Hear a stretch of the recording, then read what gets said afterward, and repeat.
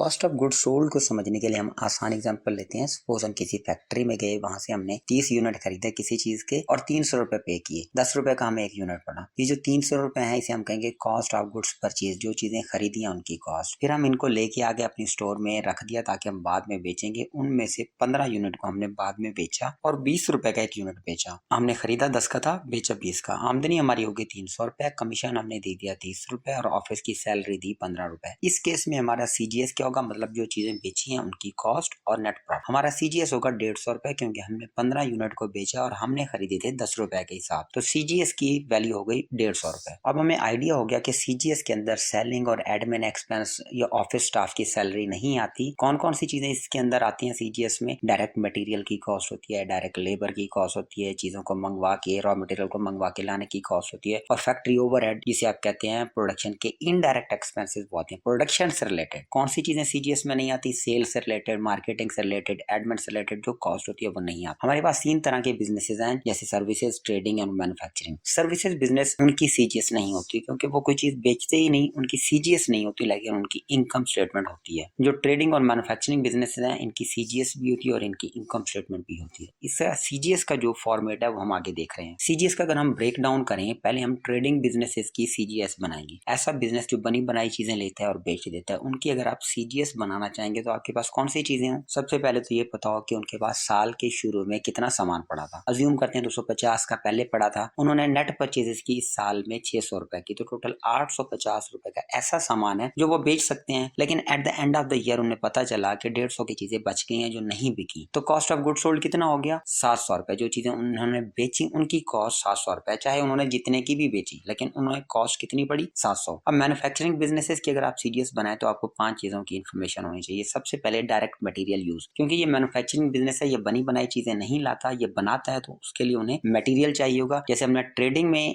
Value निकाली थी, इसी तरह मैन्युफैक्चरिंग में भी आपको डायरेक्ट मटेरियल की वैल्यू चाहिए, डायरेक्ट लेबर की, फैक्ट्री ओवरहेड की, वर्क इन प्रोसेस की और फिनिश गुड्स की। 5 चीजों की इन्फॉर्मेशन हो तो हम सीजीएस बना सकते हैं। अब हम मैन्युफैक्चरिंग बिजनेसेस की सीजीएस का फॉर्मेट देखते हैं। सबसे पहले आपने आइडेंटिफाई करना है, जैसे हमने पढ़ा डायरेक्ट मटेरियल कितना लगा। हम अज्यूम करते हैं साल के स्टार्ट में 350 का सामान पड़ा था। इस साल उन्होंने रॉ मटेरियल खरीदा 2500 का, इन दोनों को जमा किया। इससे हम कहेंगे cost of raw material available for use. क्या 2800 रुपए 2850 का ऐसा सामान है जिसे वो प्रोडक्शन में यूज कर सकते हैं, लेकिन साल के एंड पे 400 का रॉ मटेरियल बच गया। इस साल जो उन्होंने मटेरियल यूज किया, जिसे हम कहेंगे कॉस्ट ऑफ मटेरियल यूज, वो है 2450। ये है सबसे आपकी इंपॉर्टेंट वर्किंग, ये आपको सीजीएस में करनी पड़ सकती है। नंबर 2 पे हमें चाहिए कि डायरेक्ट लेबर कितनी लगी, कितने लोगों को हमने पे किया, वो है हमने 1250 रुपए। इन दोनों को जमा करें, डायरेक्ट मटेरियल और लेबर को, तो ये आपके 3700 जो है प्राइम कॉस्ट कहलाएगी। किसी भी मैन्युफैक्चरिंग में लेबर और मटेरियल मेन चीजें होती हैं, तो इनको जमा करके जो कॉस्ट है उसे प्राइम कॉस्ट कहते हैं। फिर फैक्ट्री ओवरहेड के ऊपर के छोटे मोटे जो खर्चे लगे हैं वो 1000 है, तो टोटल आपकी फैक्ट्री कॉस्ट हो गई 4700 रुपए। फिर अगर ओपनिंग वर्क इन प्रोसेस है, मतलब पिछले साल की जो आधी बनी हुई चीजें थी वो आप इस साल बनाएंगे, वो आपकी 500 की है, इनको जमा किया तो 4200 है, जिसे आप कहेंगे cost of goods available for manufacturing. इसमें से closing work in process minus किया इस साल के एंड पे जो वर्क इन प्रोसेस बच गया, तो कॉस्ट ऑफ गुड्स मैन्युफैक्चर्ड आपकी होगी 3500।